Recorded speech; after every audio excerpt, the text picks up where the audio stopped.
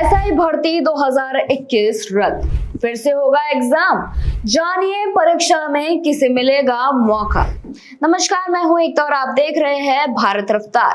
राजस्थान के उन लाखों युवाओं के लिए आज की सबसे बड़ी और अहम खबर, जो पिछले 3 सालों से वर्दी पहनने का सपना देख रहे थे।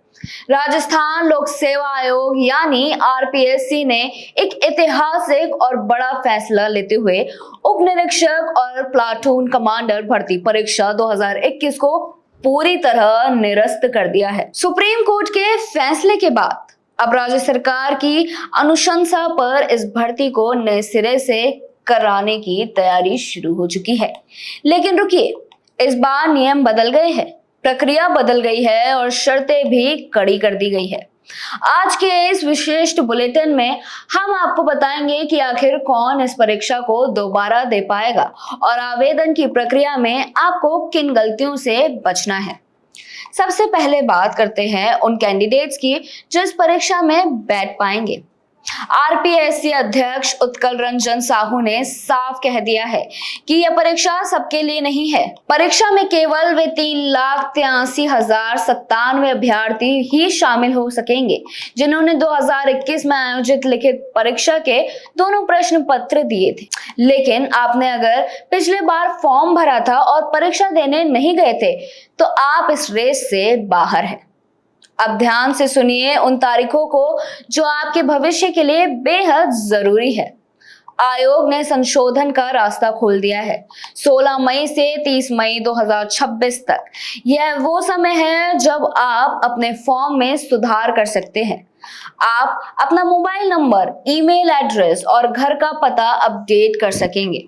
इस बार प्रक्रिया को फुल प्रूफ बनाने के लिए वन टाइम रजिस्ट्रेशन OTR की KYC प्रक्रिया पूरी करना अनिवार्य कर दिया गया है। अगर किसी अभ्यर्थी ने अपनी SSO ID बदल ली है तो घबराने की जरूरत नहीं है। फैच एप्लीकेशन फॉर्म विकल्प के जरिए आप अपना पुराना डेटा नई प्रोफाइल में ट्रांसफर कर पाएंगे। आयोग ने एक और महत्वपूर्ण बात साफ की है कि अभ्यर्थियों के मन में सवाल था कि क्या 3 साल बीत जाने के बाद उनकी उम्र या योग्यता आड़े आएगी, तो आयोग का उस पर जवाब है नहीं। आपकी आयु, आरक्षण का लाभ और एजुकेशनल योग्यता का निर्धारण 3 फरवरी 2021 की स्थिति के आधार पर ही माना जाएगा। अगर आपको अपने फॉर्म में कोई बदलाव नहीं करना है तब भी आपको एक काम करना ही होगा। आपको एडिट मोड में जाकर यह घोषणा करनी होगी कि संशोधन की आवश्यकता नहीं है और बायोमेट्रिक उपयोग की सहमति देनी होगी। इसके बिना आपका आवेदन स्वीकार नहीं किया जाएगा।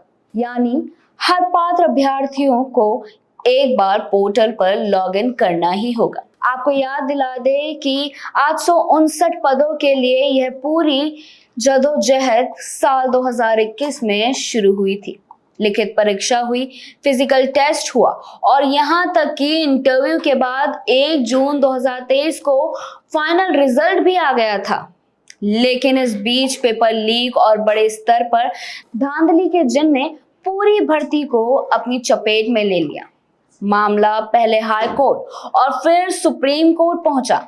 4 मई को देश की सबसे बड़ी अदालत ने भर्ती रद्द रखने के फैसले पर मोहर लगा दी। इसके बाद आज ये नया रोड मैप सामने आया है। अब सवाल है कि परीक्षा कब होगी। सूत्रों और आयोग के संकेतों के माने तो सितंबर 2026 में इस मेगा परीक्षा का आयोजन किया जा सकता है। अब सिस्टम पारदर्शी होने का दावा कर रहा है। देखना होगा कि इस बार की परीक्षा कितनी बेदाग रहती है। बाकी आपकी इस पूरे मुद्दे पर क्या राय है, हमें कमेंट में जरूर बताएं और भारत रफ्तार को फॉलो करते रहे। नमस्कार।